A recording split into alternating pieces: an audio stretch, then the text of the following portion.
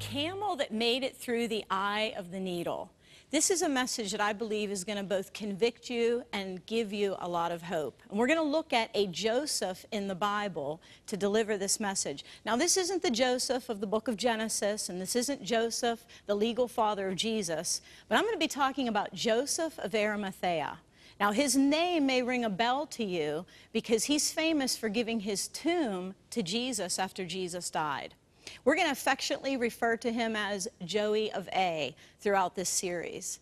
Now, before we go to Joey of A, I want to remind you of something that Jesus said in Mark chapter 10, verse 25.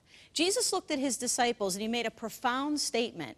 He said, it's easier for a camel to go through the eye of a needle than for a rich person to enter the kingdom of God. When he made this statement, his disciples were amazed, and rightly so. I mean, he was talking about the largest land animal in Palestine actually getting through the hole of a sewing needle. So after he said it, his disciples were quite shocked at what he said, and I believe they were for the same reason that we are today. So many of us are rich in so many ways. If you have a roof over your head and you have food to eat and just one television set in your home, then you're richer than most of the world. And these riches can be a great distraction to us as Christians. And so Jesus said it's going to be very difficult for rich and distracted people to get into the kingdom of God. So his disciples said to him, well, then who can be saved? And Jesus said the most wonderful words. He looked at them and he said, look, guys, with people this is impossible, but with God everything is possible. Now I want to show you what this had to do with the life of Joseph of Arimathea. Because the Bible tells us very clearly that Joey of A was a rich man. As a matter of fact, Matthew, who was a tax collector, tells us in chapter 27, verse 57, that Joey of A was a rich man who also was a disciple of Jesus.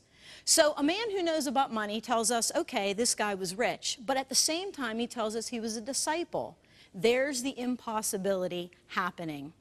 Jesus can do anything in the life of a person who really wants him to. Now, not only do we know that Joey of A was rich because Matthew outright tells us, but historical and archaeological evidence also tells us this. We have evidence that there were three ways that people in Jesus' day were buried. Number one, their bodies could be thrown into a trench grave where wild animals or dogs might come and get them. Number two, you might be put into a box and put down in the ground. But the richest of the rich had tombs that were literally cut out of the rock, like Jesus. But of the 1,000 tombs that we've excavated like that, only a handful of them have rolling round stones as Jesus' tomb did. And since Joey of A gave him his tomb, we know that not only was he rich, he was one of the wealthiest of the wealthy people in Jesus' day. And yet we find that he was a disciple of Jesus Christ. See, God can take the most unlikely people and change them. And I want you to understand that today. Not only was he a rich person, he had two strikes against him. He was also a member of the Sanhedrin.